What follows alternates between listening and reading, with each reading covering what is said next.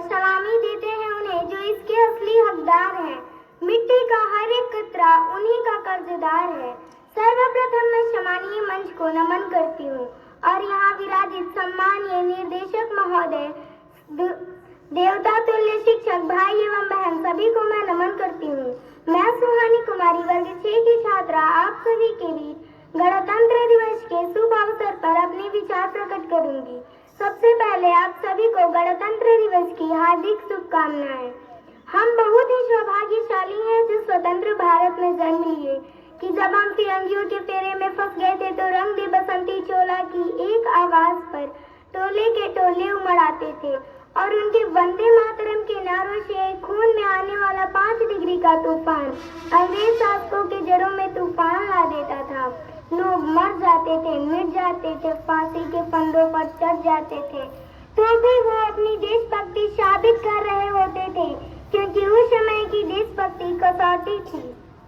उसके बाद 62, 65 और 71 की युद्धों में अपना सुहाग गवा देने वाली औरत कि घर की जब ये हालात हो जाया करती थी तो प्यार भी भरपूर गया, मांग का सिंदूर गया, नन्ही नौनिहालों की लंगोटियां चली गई, छोटी छोटी बेटियों की चोटियां चली गई, भाई की पढ़ाई गई, बाप की कमाई गई, ऐसा विस्फोट हुआ पता ही चला नहीं गई, जिस्म की ही पोटियां चली गई।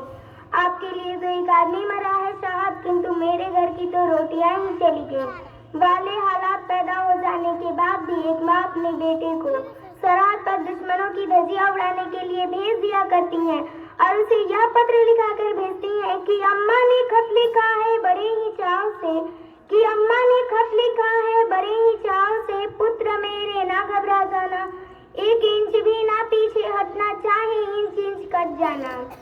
मैं नहीं मानती कि व्हाट्सएप और फेसबुक की डीपी को 3 रंगों में रंगना ही देशभक्ति है। यदि आप कहेंगे कि साल में 2 बार हाथ में तिरंगा ले लेना देशभक्ति है, तो मैं ये पूछना चाहूंगी कि फुटपाथ पे रहने वाला बच्चा ट्रैफिक के छांव में नंगे पांव में जब तिरंगा बेच रहा होता है तो क्या आप उसे या इसकी देशभक्ति कहेंगे? या उसकी देशभक्ति नहीं, उसकी पेट की भूख की शक्ति है जो उसे यह करने पर मजबूर करती है, क्योंकि ना वो मस्जिद को जानते हैं ना वो शिवालों को जानते हैं, क्योंकि ना वो मस्जिद को जानते हैं ना वो शिवालों को जानते हैं जो पेट के भूखे होते हैं, ना वो केवल भोजन के निवालों को जानते हैं।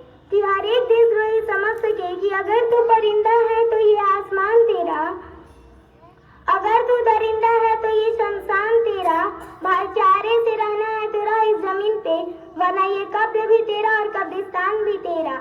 एक देशद्रोही से ज्यादा एक देशभक्त बात होता है जब एक बेटा अपने बूढ़े माँ बाप को वृद्धाश्रम के चौखट पे छोड़ आता है।